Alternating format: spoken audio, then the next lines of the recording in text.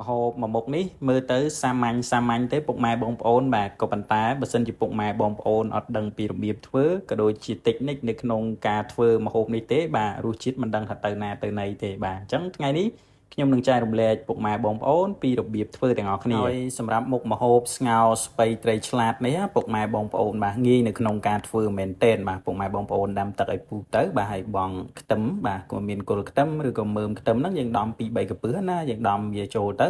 ហើយចាំពេលដែលទឹកពុះគឺយើងចាប់ផ្ដើមបង់ប្រហិតត្រីឆ្លាតហ្នឹងចូលបាទហើយធ្វើដូចខ្ញុំចេះក៏បានដែរពុកម៉ែបងប្អូនយើងយកប្រហិតត្រីឆ្លាតហ្នឹងគឺយើងច្រកជាមួយនឹងថង់ណាបាទថង់អត់ដៃក៏បានមានដៃក៏បានដែរហើយយើងកាត់វាបន្តិចមកហើយយើងច្បាច់ចេញវាដូចខ្ញុំបង្ហាញពុកម៉ែបងប្អូនអញ្ចឹងបាទវាងាយហើយវាបាន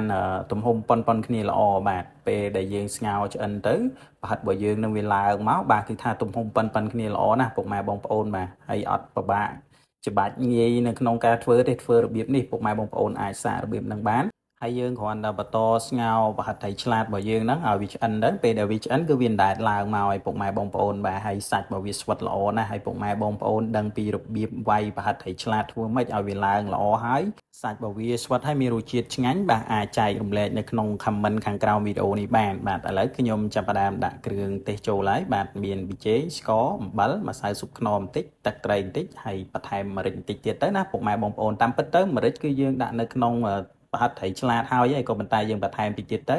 ហើយកុំភ្លេចជាមួយនឹងប្រេងខ្យងបាទដាក់ប្រេងខ្យងបន្តិចទៀតទៅហើយភ្លក់មើលទៅតាមចំណង់ចំណូលចិត្តពុកម៉ែបងប្អូនទៅបាទសម្រាប់រសជាតិដែលខ្ញុំដាក់គ្រឿងប៉ុណ្ណេះគឺថាល្មមត្រូវជាតិតែម្ដងបាទសម្រាប់ស្ងោរស្ពៃត្រីឆ្លាតបាទហើយជាចុងក្រោយបាទយើងដាក់ស្ពៃចូលទៅបាទស្ពៃគឺយើងកាត់វាប្រវាយហ្នឹងមកហើយយើងដាក់ចូលទៅកូរវាមកត្រឡប់ទៅហើយបន្ថែមតែស្លឹកខ្ទឹមទៅរួចជាការស្រេចបាទហើយមុខម្ហូបមួយមុខនេះងាយលឿនឆាប់បានញ៉ាំបាទហើយពុកម៉ែបងប្អូនណាខ្លះដែលអត់ទាន់ចេះធ្វើណាតោះមកមើលវីដេអូនេះឲ្យដល់ចប់ទៅហើយរៀនធ្វើទាំងអស់គ្នាបាទងាយនៅក្នុងការធ្វើទេហើយទំនងណាពុកម៉ែបងប្អូនបាទពិសេសនោះគឺថាញ៉ាំបាយជុំគ្នាណាបានម្ហូបនេះមុខមកមានម្ហូបក្រៀមក្រោះអីមួយមុខទៀតបាទគឺថាជាតិណាបាទហើយខែភ្លៀងខែអីចេះទៀតបាទមេជាក់ហត់ទឹកសម្លក្តៅឆ្ងាញ់ណាស់ពុកម៉ែបងប្អូនបាទមួយមុខនេះឥឡូវរួចរាល់ហើយចាប់ដើមដួសដាក់ចានទៅឃើញទេពុកម៉ែបងប្អូនបាទទំនងហើយមុខម្ហូបមួយមុខនេះពុកម៉ែបងប្អូនបាទសំបីតែក្មេងៗក៏ចេះញ៉ាំហើយចូលចិត្តញ៉ាំទៀតណាដោយសារវាមានប្រហិត